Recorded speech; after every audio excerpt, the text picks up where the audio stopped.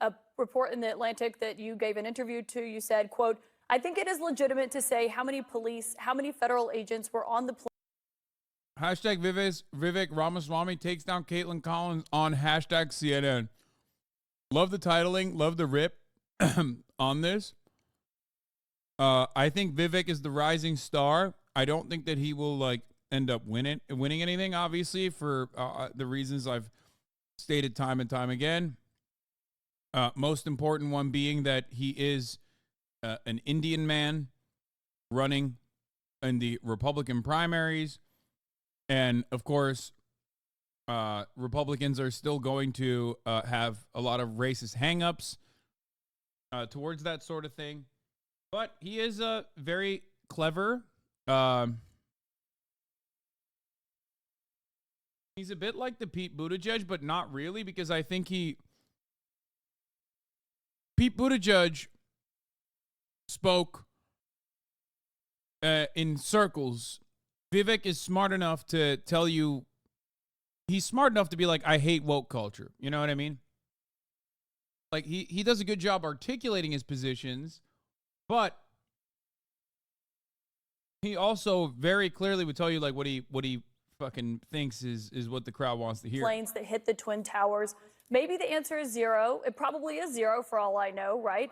I have no reason to think it was anything other than zero. But if we're doing a comprehensive assessment of what happened on 9/11, we have a 9/11 commission. Absolutely, there should be an answer the public knows the answer to. Explain to me what you meant there. This is really, it's funny. I mean, the Atlantic is playing the same game as CNN. It's funny. What I said is on January 6th, I do believe that there were many federal agents in the field and we deserve to know who they are. On 9/11, what I've said is that the government lied. And this is incontrovertible evidence, Kaitlan.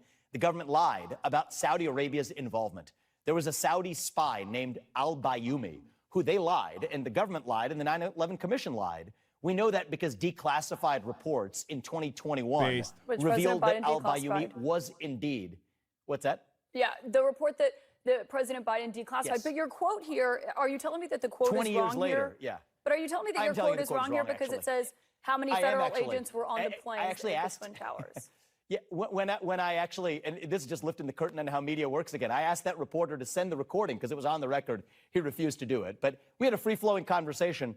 The truth is there are lies the government has told about 9/11, but it's not the ones that somebody put in my mouth. It's the one that I articulated, which is that Saudi Arabia, absolutely, their intelligence was involved in 9/11. And that's a difficult thing you're not supposed to say. The facts back that up.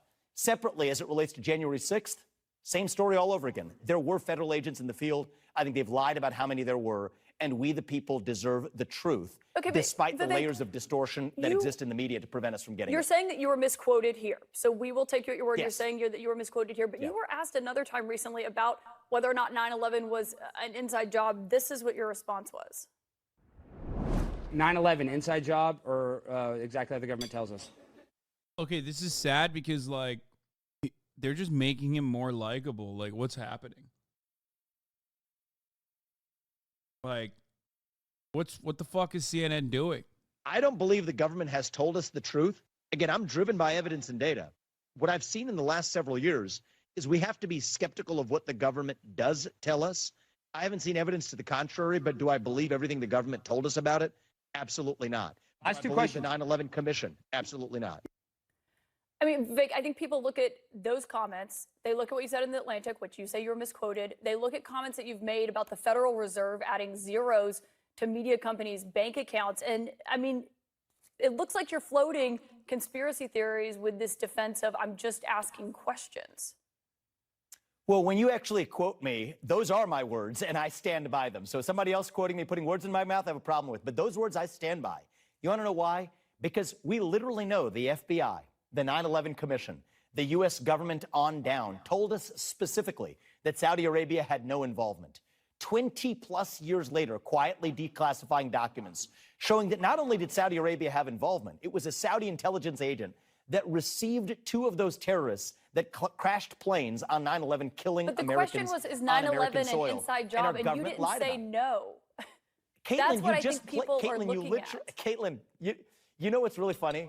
You literally just played that, and you could play it for your audience again. He said, or do you believe everything the government has told us? And my answer was, I do not believe everything the government has told us But you see because the they point. lied. The point is and that I know it leaves this game the door comes up, open. Caitlin, It's every not time a there's game. an outsider who comes It leaves the in. door open, Vivek. It leaves the door open, and someone who's a Caitlin, 9/11 truther we have looks a at that and government that says, that's systematically exactly what I lies. believe. You That think the was a- government's that was lying a about comedian 9/11? It's kind of wild because he's just better on camera in a contentious manner than little Rhonda is. You know what I mean? He is getting cooked right now by Kaitlan Collins, especially in the way that like CNN and liberal media journalists love putting on their fucking journalist hat on when it's like often going against whatever the State Department has told us. They're so good at ripping people to shreds. And he's still doing a decent job defending himself. When I say cooking him, I mean, I don't mean like she's doing a great job dissecting her statements. What I mean is she's immediately, and I would say flagrantly contentious, which these guys never are, no matter who they're talking to. Like, you don't see CNN get this way until it's someone that they have chosen to unload on. Like, you rarely ever see CNN be this combative.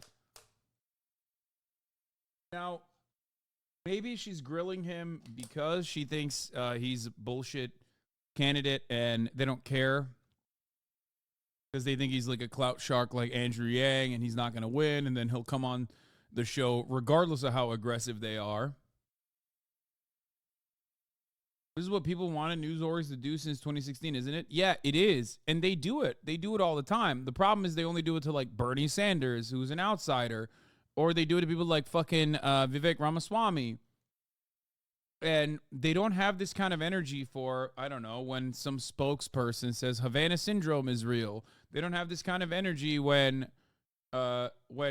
Democrats or Republicans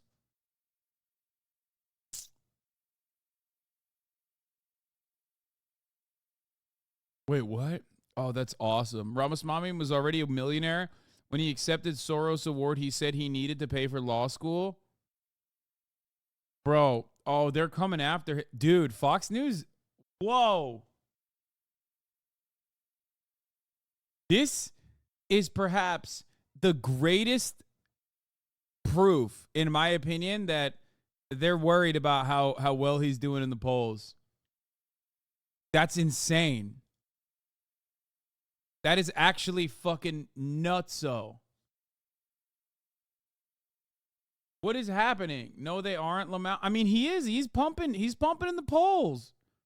I don't think he'll win because he's too brown. But what do you mean he's not? He's not an entity now. What are you talking about? In the race, if we're looking at the race and we're looking at numbers, Vivek Ramaswamy is close. Is like in striking distance of little Rhonda, and in some instances he's number 2. So what do you mean?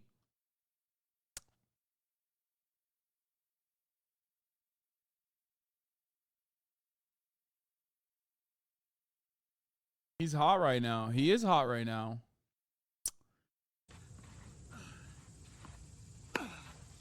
Oh yeah, I saw this one. This one is so dumb. Anyway. I think the government has systematically and for a very long time lied about 9/11. And I think I'm the What only part presidential exactly candidate are who's they told us lying the about? truth. Saudi Arabia's involvement. It is absolutely true. But you don't that Saudi think that Arabia 9/11 was an inside job, involved in 9/11. correct? Of course not. And I've never said it. But the But media that's a pretty filters do simple create answer. a lot of It's not falsehoods. a media filter. but You have to that's the stop truth. blaming the media. I'm asking you about comments that you have made. And I'm telling you that the comments I made, the ones you just played, are indeed what I believe, which was not that 9/11 was an inside job, but that Saudi Arabia absolutely was involved, and our government for 20 years lied to the American people about it. There was an entire That is 9/11 hard commission fact, report actually. on this. Yes, and it lied, and it was false. And in fact, you know where that's coming out, Caitlin? There's now a case, a federal case in the Southern District of New York, where the government of Saudi Arabia is being sued by victims of families. the That's why families, this is yes. resurfacing itself.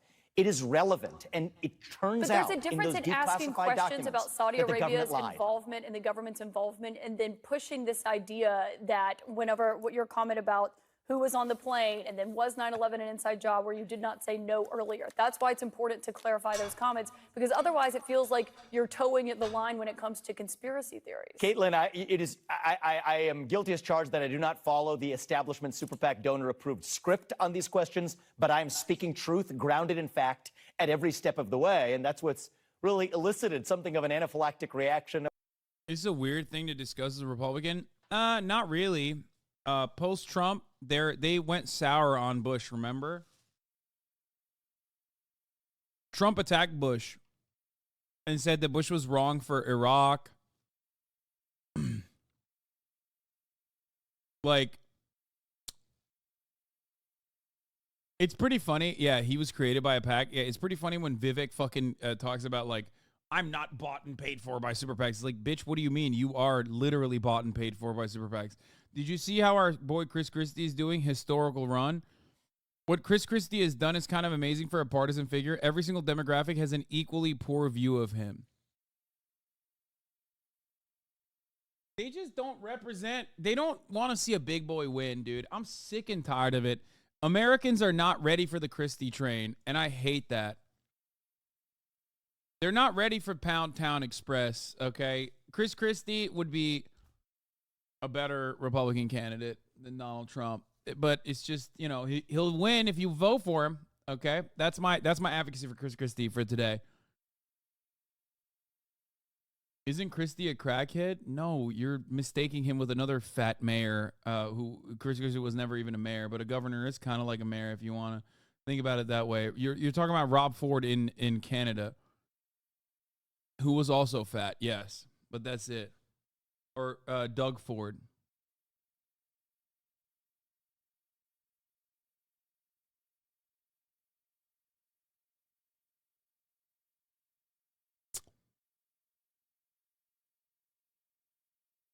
How can you be a crack addict and fat?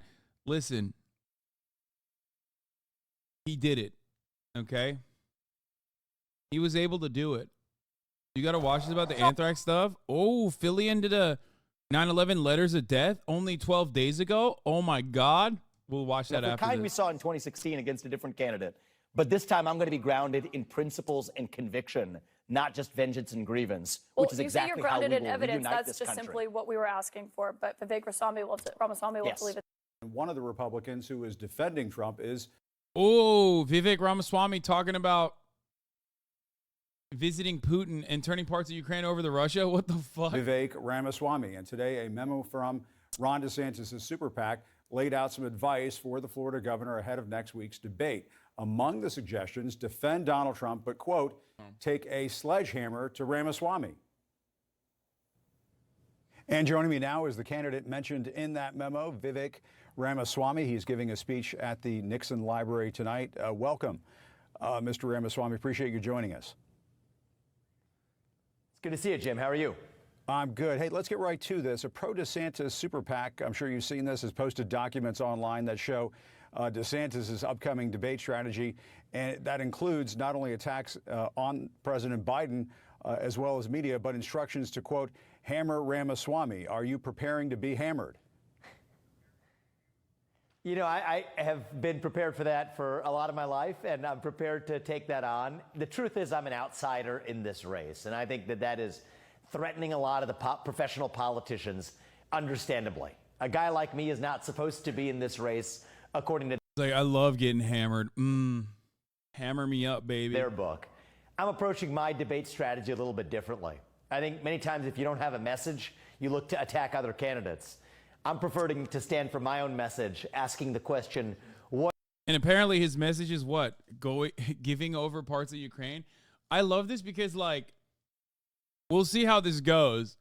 Like I've said already, speaking about Ukraine, for like beyond what Donald Trump has said, is so dumb.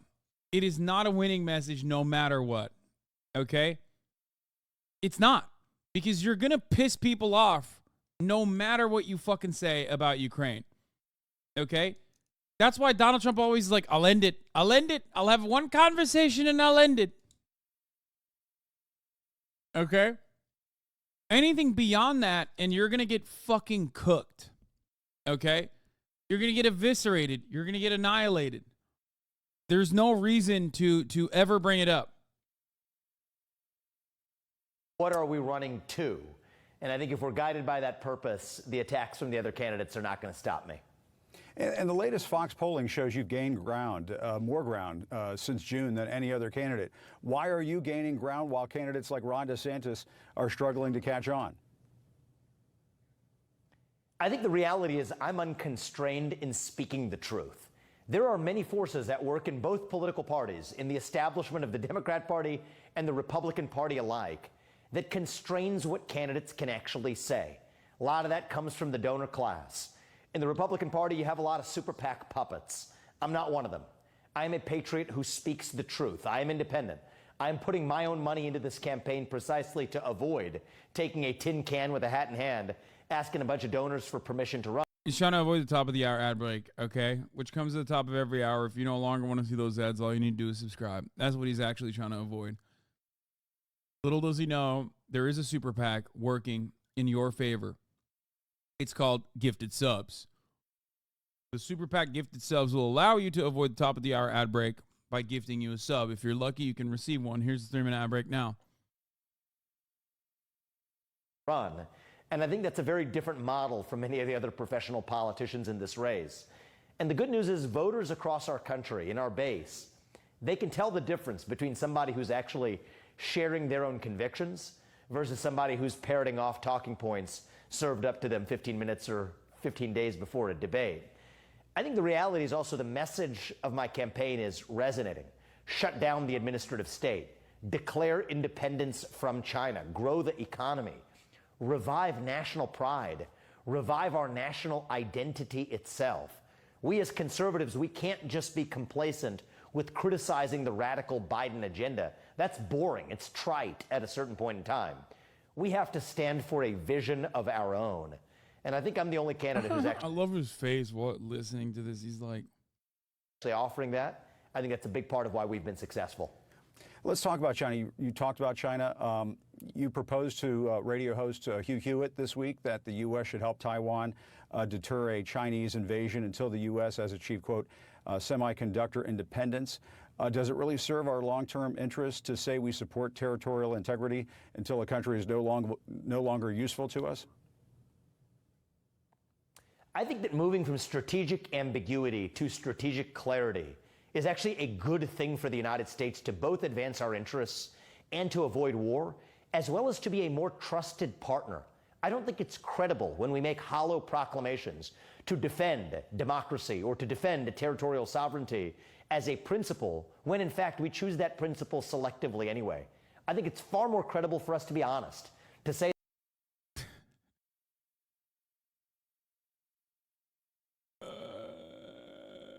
China can invade Taiwan after 2028 if I'm elected.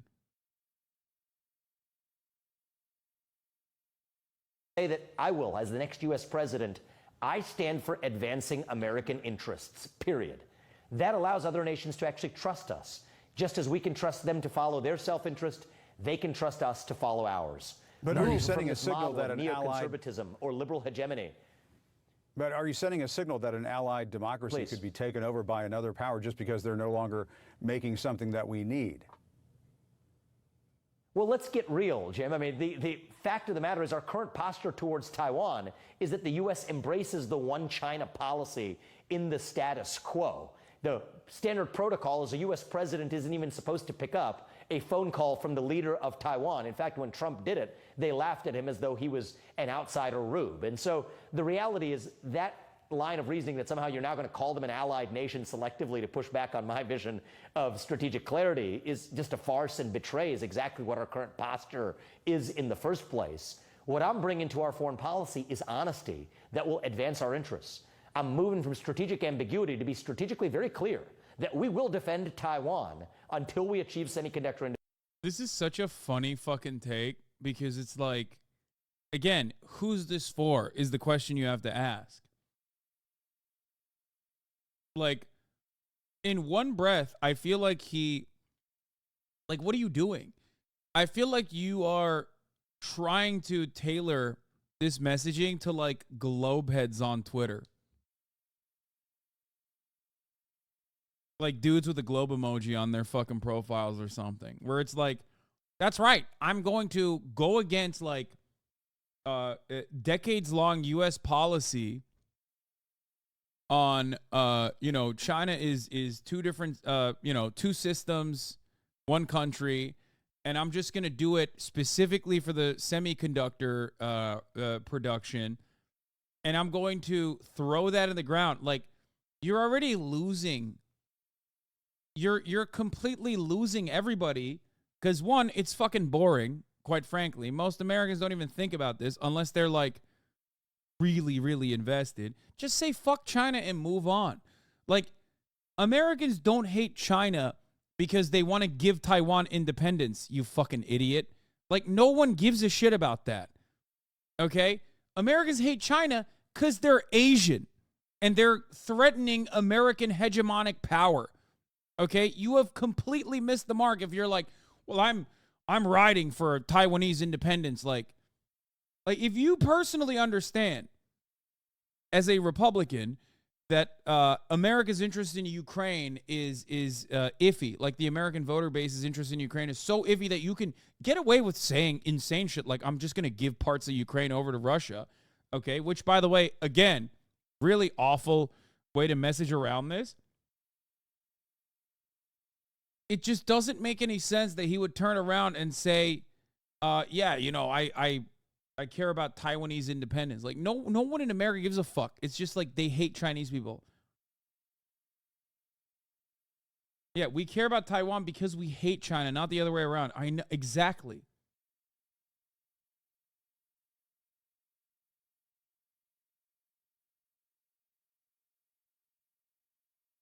Independence. I expect that to happen by the end of my first term, by 2028. But then China can have Taiwan, our commitments necessarily will change. But then China can have Taiwan. To be clear, after that, by being clear, not necessarily. What that really means is Taiwan, between now and then, can actually spend what it should be spending on national defense. Taiwan spends less than 2% of GDP on its military. That is shameful. Taiwan needs to be spending over 4% of its own GDP. Brother, the question to you is, are you running for office in Taiwan?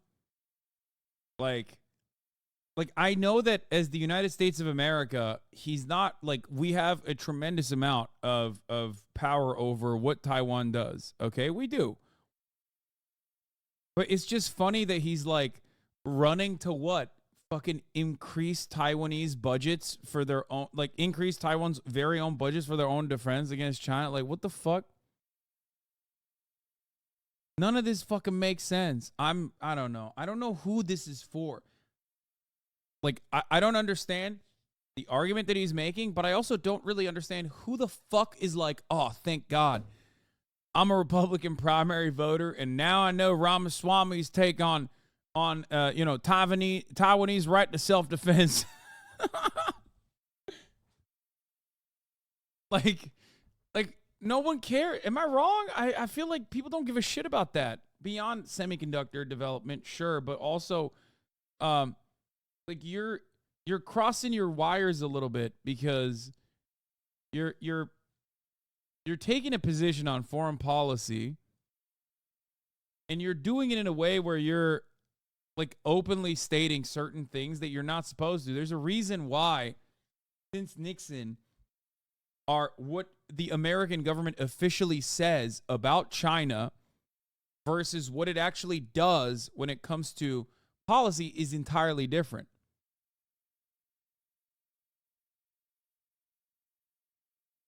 You know what I mean?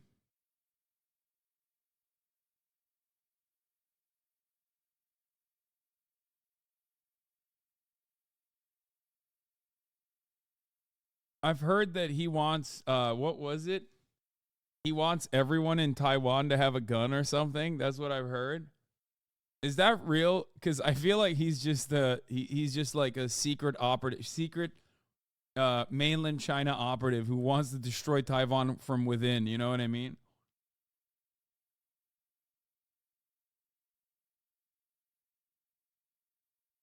Oh, yeah, he did. That's so funny. Dude, I love that. Thank you, Vivek. Look at this. GOP presidential candidate calls for guns in every Taiwanese household to prevent Chinese invasion. He's like, we want more Taiwanese school shootings to happen. This will certainly defend Taiwan and Taiwan's interests.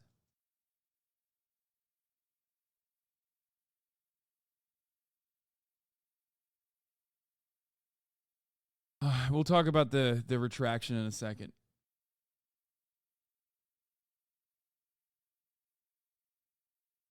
Like, I don't think Vivek is trying to win. I think he knows. He's smart enough to know that he's not gonna win, right? So let's say he's going for a cabinet position.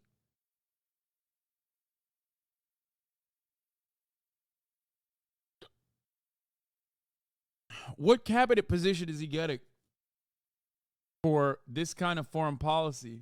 But by being strategically clear, we give Taiwan a chance to build up its own defense capabilities, and China will also know that it is absolutely not in China's interest, not any rational actor in China would want to make that move before 2028.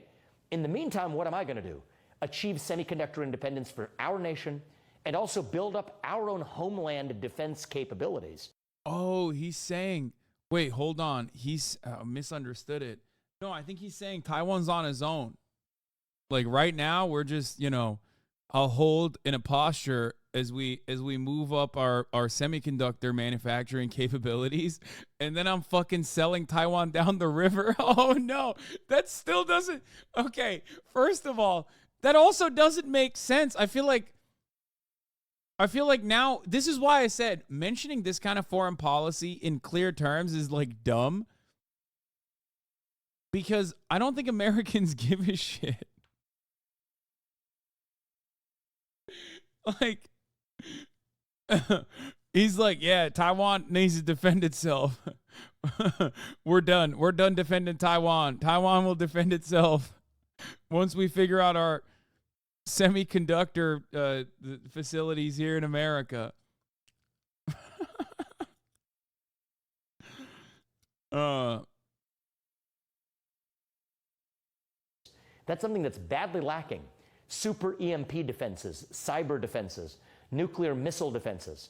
My conspiracy theory is that we will find out he's backed by increasing Hindu nationalist forces in India who are trying to gain influence Israel style. I hope that's not true, but it's likely. That's an interesting take. I think this works a bit, to be honest. He basically tells the people America first, China bad. Yeah.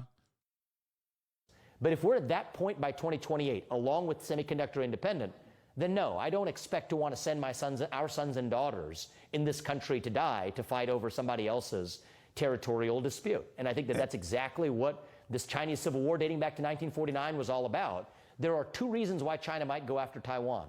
One is to lord over an economic gun over the United States. I refuse to let that happen. But a second is sorting out business dating back to 1949 between Chiang Kai-shek and Mao Zedong. That's not something that I'm going to send our sons and daughters to settle. And you've also suggested that Vladimir Putin be allowed to keep parts of you. Okay, so he's not. Okay, he's not like. God damn it. I can't believe I'm saying this. I mean, he's on its face, he's not wrong.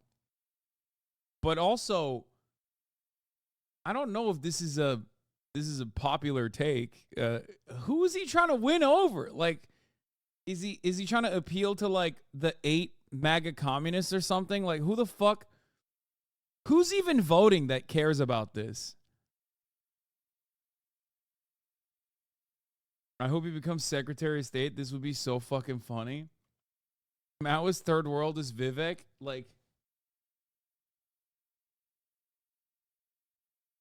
no, I misunderstood. He actually isn't even tailoring this conversation towards Reddit, because Redditors care about like Taiwanese independence. Reddit hates China and therefore cares about Taiwanese independence because like they've been geared towards not a negative perspective on China, because you can't say, especially if you're a liberal, you can't say like fuck China, I hate China. You have to say I hate China because they're doing this or that. I hate China because they're fucked up on Taiwan. I hate China because they're trying to take over the South China Sea. I hate China because of the treatment of Uyghurs in Xinjiang, right? Like you can't just like say, I hate China because they are threatening America's hegemonic power position. Like no one's going to fucking say that. So he's like way too honest about Taiwan's situation. So I don't really know. I don't really know what he would win over. I don't know what he would win by saying like, you know, we're going to withdraw support from Taiwan. We're going to pump Taiwan with guns and then we're going to withdraw support altogether. You know, let God sort it out. Ukraine as part of a way to solve that conflict. What if he wants parts of Poland? You leave next? out the What if most he important wants part of that deal. More of Ukraine next. You Aren't you letting But some you of leave these out the most important authoritarian part of the leaders deal off is the what hook? actually advances. Far from it. I think that the Biden administration is so stubbornly attached to the idea of getting Xi Jinping to drop Vladimir Putin. What I think we need to be doing is get Vladimir Putin to drop Xi Jinping. Just like Nixon went to China in 1972, I think Putin is like the new Mao.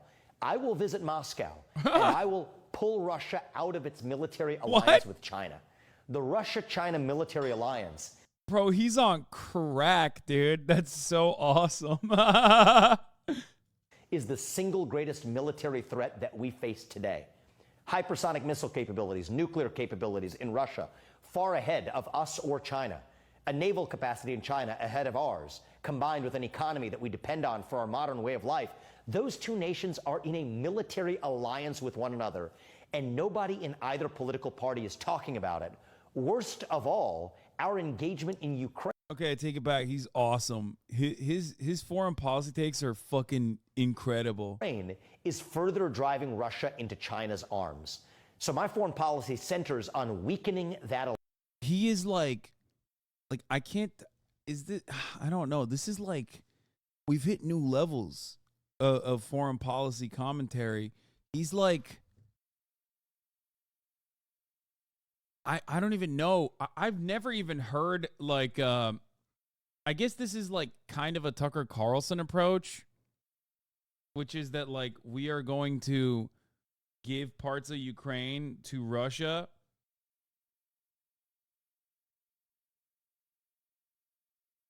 And then we're going to use Russia against China. Like, why the fuck would Russia do that?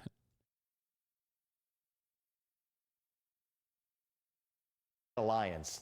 That advances American interests. But you would let Putin have that parts is how of Ukraine. we actually secure peace. But you would let Putin have parts of I Ukraine. would freeze the current lines. I would freeze the. Tadek, that was you. I didn't know. I didn't know who sent me the fruit basket. Thank you. Thank you for the fruit basket, brother. See you soon. Current lines of control, and that would leave parts of the Donbass region with Russia. I would also further make a commitment that NATO will not admit Ukraine to NATO. But there are even greater wins that I will get for the United States in return. The top of the list. No, our goal should not be for Putin to lose. Our goal should be for America to win. That's what we have forgotten in this country, is that driving Russia into the ground is not a U.S. strategic goal. A U.S. strategic. Yeah, he's wrong about that. Like, I think Americans don't give a fuck about Russia. I think Americans don't give a fuck about what happens to China. Like,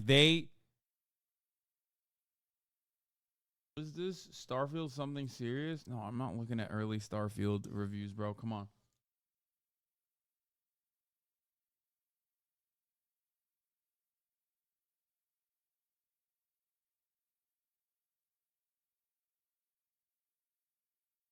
Goal is to secure peace and prosperity for Americans. And so, you know what? I do think many of those military resources being used to protect against an invasion. Like the idea that what gaming frogs keep trying. Wait, what do you mean gaming frogs keep trying? I fucking gamed earlier and I'm low-key thinking about going back into it because whenever I get some dubs in a fucking video game, I get hooked on it. Anyway. anyway. But that's separate. Gaming Frog's 8 in the middle of the day. Invasion across somebody else's border halfway around the world should be used to protect against the invasion across our own southern border right here at home. And in the meantime, yes, we need to pull Russia apart from China instead of driving Russia further into China's hands. And I think we have a foreign policy establishment in both parties, frankly, Republican Party and Democratic Party alike, that behaves as though we're still in the Cold War of the last century, forgetting that the USSR does not exist anymore and that the real threat we face today is communist China, which is that much stronger when Vladimir Putin is in Xi Jinping's camp. Yeah, Russia is a really, really strong...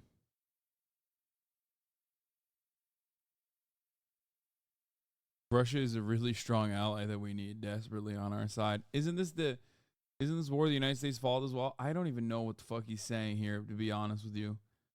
I'm confused. He's too smart for me to understand. My